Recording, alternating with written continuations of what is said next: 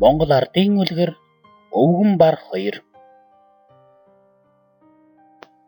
Эртээ үрдийн цагт хөхөө донгодож богширгож иргсэн их өвчийн захад дов толгодын дунд эмгэн өвгөн 2 таргийн 5 ямаа сайлын ганц үнэ чөдрийн 2 морьтой аж төрөн амьдран суудаг байжээ.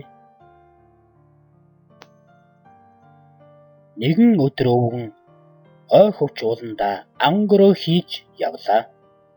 Гэтэл ойн цоргоогоос хүч ихтэй хүрэн ирээн бар гарч ирэн өвгөн рүү ойртон ирж "Өвгөнгөө би таныг одоо идэнэ" гэж хэлэхэд өвгөн маш ихээр айж байсан боловч зөрөгтэй дүр гарган "За баргуй минь би ангөрөө хийж яваа билээ.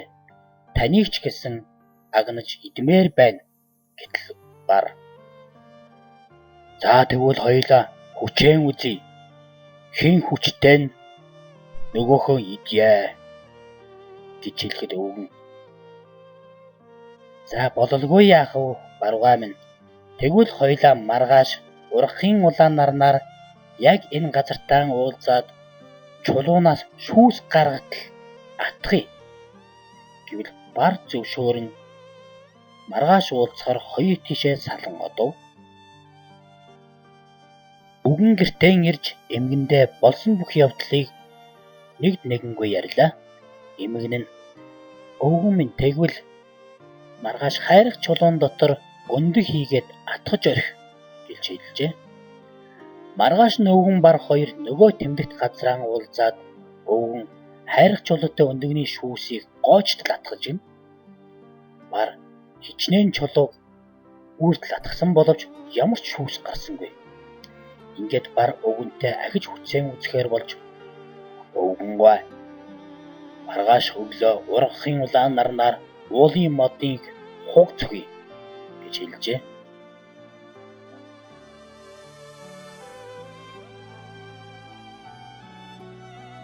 Өвгөн гэртээ хараад эмгэндээ хэлсэнд эмгэн "Орой хоёулаа очиод хэдэн мод хөрөөдөө тавьчих.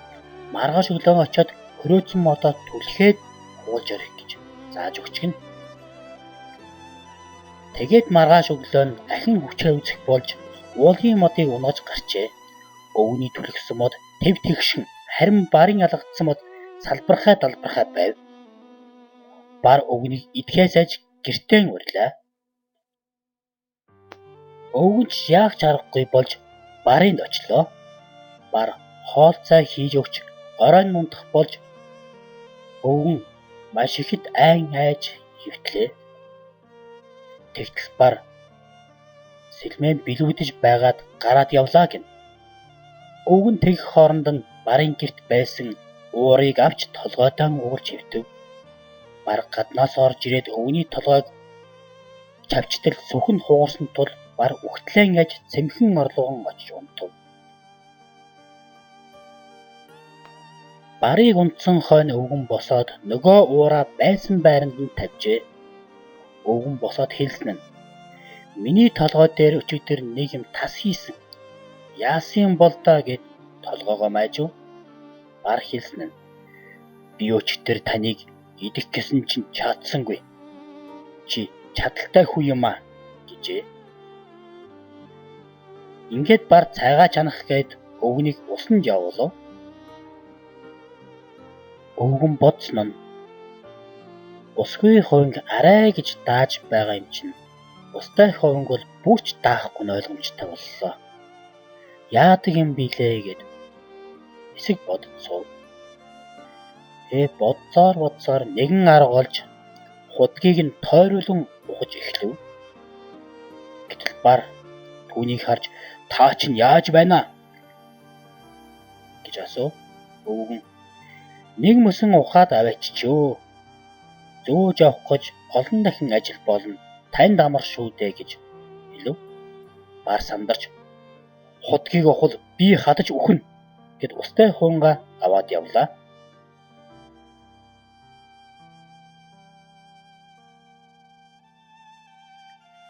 Бар айлчиндаа бэлэг өгөх гээд нэгэн том алт твисч ирээд өвгөний өмнө тавилаа. Өвгөн алтыг даахгүй учир Бард ингэж хэлв. Өрсөн зочноо өөрийн бээр гэрт нь аваачдаг ёстой юм да. Гэтэл бар өвгөнийг дагуулan алтыг нь өрн гэрт нь очив гин. Ингээд эмгэн өвгөн хоёр барыг зочилж дайлж хоолунд хийх юм болвоо. Эмгэн өвгнөөс өвгөөн зочиндоо ямар хоол хийх вэ гэж асуув. Өвгөн түрүүчийн барын төвөнх сүүлчийн барын хошног чанж өгье дөө гэж хэлв. Барч ухаангүй яагаад ухсын гэрээс гарна зүгтаалаа. Эд чи намайг алж идэх нь байна гэж бодоод улам хурдлав. Тэгтэл урдаас нь өлөн хөх чон шогшиж явна гин. Чон асуусан. Баргвай та юундаа ингэж сандран явна бэ гэж асууд бар. Тэртээ их өвчин захад дов толгодын дунд айхтар эмгэн өвгөн хоёр байна. Намайг алж идэх шахлаа тэгээ зүгтэж явна гэж гин. Чон. Өөхөө би өдөр болгон тэдний малаас иддэг юм. Айх хэрэггүй. Хэрэг та айгаад байгаа бол хоёулаа толгоогоо нийлүүлээд очие. Гэхэд бар зөвшөөрөв. Өвгөн гадаа гараад алсыг харж байтал бар чон хоёр толгоогоо холбочихсон ирж байна гин.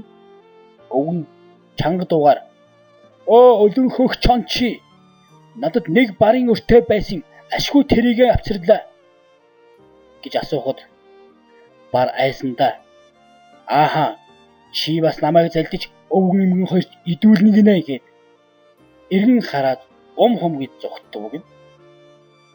Нилээн зүгтсны дараа эргэн хартал чонын араа шүдэн ард зайгаад боож өгсөн байв.